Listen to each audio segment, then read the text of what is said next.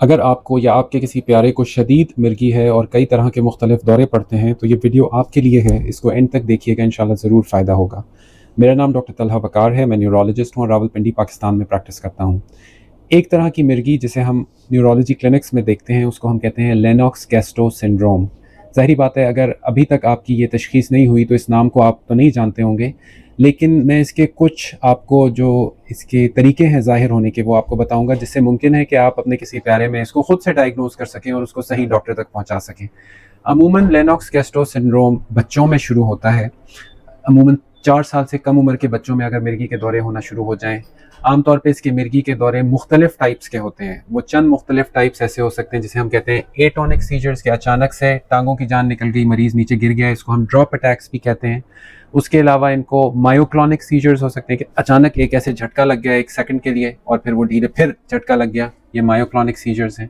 उसके बाद tonic seizures हो सकते हैं, जिस तरह जिस्म अकड़ गया और अकड़ा रहा कुछ सेकंडों के लिए और फिर उसके बाद ढीला पड़ गया। उसके बाद स्टीयरिंग एपिसोड्स हो सकते हैं या एब्सेंस सीजर्स हो सकते हैं, जिसमें 5-10 सेकंड 15-20 सेकंड के लिए मरीज बच्चा टिकटिकी लगा के एक जगह देखता रहा, बातचीत उसने बंद कर दी और फिर वापस उसने रिस्पॉन्ड करना शुरू कर दिया। और उसके अलावा ऐसे मरीज़ों के अंदर जो है वो इंटेलेक्चुअल इम्पेयरमेंट हो सकती है। यानी अगर फ़र्ज़ करें कि बच्चा 3 साल का हो गया, नॉर्मल जैसे बच्चे चल पड़ते हैं, बोल पड़ते हैं, कुछ ना कुछ सोच समझ उनके अंदर आ जाती है, तो अगर बच्चा ये सोच समझ खोना शुरू कर दे इन दौरों के साथ साथ, तो ये भी लेनॉक्स गैस्ट्रो सिंड्रोम की अलामत हो सकती है। डेवलपमेंटल माइलस्टोन जैसे चलना बोलना अगर रिवर्स होना शुरू हो जाए कि उसने चलना छोड़ दिया, बोलना कम कर दिया या छोड़ दिया, ये भी लेनॉक्स गैस्ट्रो सिंड्रोम की अलामत हो सकती है। ये मैं बताता चलूँ कि लेनॉक्स गैस्ट्रो सिंड्रोम उन शदीद तरीन मिर्गियों में से है जो हम न्यूरोलॉजी क्लिनिक में देखते हैं या पीडियाट्रिक न्यूरोलॉजिस्ट अपने क्लिनिक के अंदर देखते हैं। पीडियाट्रिक न्यूरोलॉजिस्ट यानी जो बच्चों को मखसूस न्यूरो की बीमारियाँ देखने के माहिर होते हैं।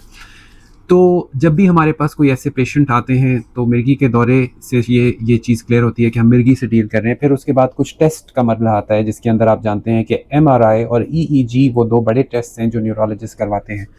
EEG टेस्ट बड़ा ही हेल्पफुल हो सकता है लेनॉक्स गैस्ट्रो सिंड्रोम के तशख़ीस में, क्योंकि इसके अंदर कुछ मखसूस किस्म की पैटर्न्स और ग्राफ ज़ाहिर हो जाते हैं EEG पर, जिससे हम ये डायग्नोज कर सकते हैं कि इस मरीज़ को लेनॉक्स गैस्ट्रो सिंड्रोम है। शायद आप इस नाम जो मैं लफ्ज़ बोलूँ उसको समझे तो ना, लेकिन हम स्लो स्पाइक एंड वेव एक मखसूस पैटर्न है जो देखने की कोशिश कर रहे होते हैं, जिससे लेनॉक्स गैस्ट्रो सिंड्रोम की डायग्नोसिस में हमें मदद मिलती है। फिर उसके बाद MRI कराया जाता है, उसके अंदर मुख्तलिफ चीज़ें नज़र आ सकती हैं। लेनॉक्स गैस्ट्रो सिंड्रोम बहुत सारी मुख्तलिफ वजूहात की वजह से हो सकता है। मिसाल के तौर पर अगर पैदाइशी तौर पर कोई ब्रेन की एबनॉर्मेलिटी हो, कोई ब्रेन मेलफॉर्मेशन हो, उसकी वजह से हो सकता है। फिर बाद में अगर कभी कोई दिमाग या जो दिमाग की झिल्लियाँ हैं उसकी इन्फेक्शन हुई हो, जिसे हम मेनिंजोएन्सेफेलाइटिस कहते हैं, उसकी वजह से भी हो सकता है। अगर पैदाइश के वक्त बच्चे को ऑक्सीजन की कमी हुई हो, उसकी वजह से भी बाद में लेनॉक्स गैस्ट्रो सिंड्रोम हो सकता है। एक बीमारी होती है जिसे हम कहते हैं ट्यूबरस स्क्लेरोसिस, उसके अंदर दिमाग में मुख्तलिफ एरियाज़ में गिल्टियाँ होती हैं, उसकी वजह से भी बाद में लेनॉक्स गैस्ट्रो सिंड्रोम हो सकता है। फिर अगर कभी शदीद किस्म की हेड इंजरी हुई हो, कभी बहुत सीरियस चोट लगी हो बच्चे को, उसकी वजह से भी लेनॉक्स गैस्ट्रो सिंड्रोम हो सकता है। फिर अगर मौरूसी तौर पर कोई जो जिस्म के अंदर जो मादे होते हैं उनकी जो मेटाबॉलिज्म होता है उसकी एबनॉर्मेलिटी हो या कोई और मौरूसी वजह हो, उसकी वजह से भी हो सकता है।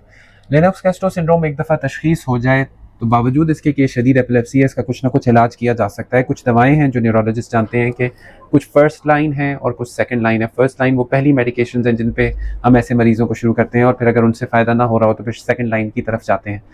क्योंकि ये शदीद मिर्गी है, बहुत सी दफ़ा दवाएँ कारगर नहीं रहती या पूरी तरह वो नताइज नहीं ज़ाहिर करती जो हम लोग या वालिदैन ऐसे बच्चों के चाहते हैं, तो फिर हमें दीगर थेरेपीज़ की तरफ जाना पड़ता है, जिसके अंदर कीटोजेनिक डाइट एक ख़ास किस्म की थेरेपी है जो बहुत दफ़ा वेट लॉस के लिए भी यूज़ की जाती है। वो एपिलेप्सी में भी यूज़ हो सकती है, शदीद एपिलेप्सी के अंदर।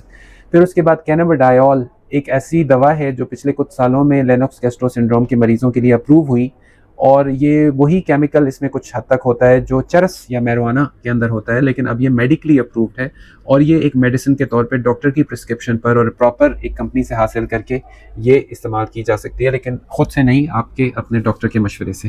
फिर उसके बाद अगर इससे भी रिस्पॉन्स ना आ रहा हो तो कुछ डिवाइसेस हैं जो पेसमेकर की तरह होती हैं, जो कि जल्द के अंदर दबाई जाती हैं और उसके बाद वो एक नस है वेगस नर्व, उसको करंट और शॉक देने के लिए इस्तेमाल की जाती हैं, जो कि दौरों में कमी का बायस बन सकती हैं। उसको हम कहते हैं वेगस नर्व स्टिमुलेटर। अगर ये तदबीर भी फेल हो जाए तो फिर मोस्ट जो शदीद तरीन केसेस होते हैं उनके अंदर सर्जरी की तरफ भी जाया जा सकता है। अमूमन जो surgery in Lennox Castro syndrome के पेशेंट्स में की जाती है उसको हम कहते हैं कॉर्पस कैलोसेक्टमी। इसका मतलब ये है कि जैसे हमारे दिमाग के दो हिस्से, एक राइट साइड का दिमाग है, एक लेफ्ट साइड का दिमाग है, तो उनके बीच में एक ऐसा रास्ता है जो राइट लेफ्ट को कनेक्ट करता है, उसको हम कहते हैं कॉर्पस कैलोसम। तो एक माहिर न्यूरोसर्जन उस कनेक्शंस को कहीं कहीं से ब्रेक करता है, उनको काट देता है, जिसकी वजह से राइट से लेफ्ट दौरा स्प्रेड होना और राइट साइड से लेफ्ट और लेफ्ट साइड से राइट साइड दौरा स्प्रेड होने का अमल रुक जाता है। इसकी वजह से शदीद दौरे और ख़ासतौर पर ड्रॉप अटैक्स जो ऐसे मरीज़ों को होते हैं वो होने के चांसेस कम हो जाते हैं। बहुत सी दफ़ा ऐसे मरीज़ ड्रॉप अटैक्स की वजह से शदीद चोटें भी उनको लगती हैं जो आगे नाक पे सर पे लग सकती हैं, तो ऐसे मरीज़ों को हेलमेट भी पहनाया जाता है। पाकिस्तान में तो ये चीज़ इतना देखने में नहीं आती, लेकिन अमेरिका में कम से कम मैंने ये देखा कि पार्क्स वगैरह में या मॉल्स वगैरह में ऐसे कहीं ना कहीं आपको बच्चे और मरीज़ नज़र आ जाते हैं जो हेलमेट लगा के फिर रहे होते हैं, और मेन रीज़न इनका यही होता है कि गिरने से इनको हेड इंजरी ना हो जाए। तो इस सारे के सारे जो हमने बातचीत की, इसका लुब-ए-लुबाब यही है कि अगर आपके इर्द गिर्द के माहौल में किसी मरीज़ को इस तरह के दौरे हो रहे हैं, उनको ये अलामात ज़ाहिर हो रही हैं जिनका मैंने बयान किया, तो ऐसे मरीज़ों को बर वक्त न्यूरोलॉजिस्ट या पीडियाट्रिक न्यूरोलॉजिस्ट को जाके चेक कराना चाहिए ताकि वो इनकी प्रॉपर तशख़ीस कर सकें और इनका प्रॉपर इलाज का अमल शुरू हो सके। मैं उम्मीद करता हूँ कि इस वीडियो से आपकी नॉलेज और अवेयरनेस में इजाफ़ा हुआ होगा। अपना बहुत सा ख्याल रखिएगा, मुझे दुआओं में याद रखिएगा। अस्सलामु अलैकुम व रहमतुल्लाहि व बरकातुहू।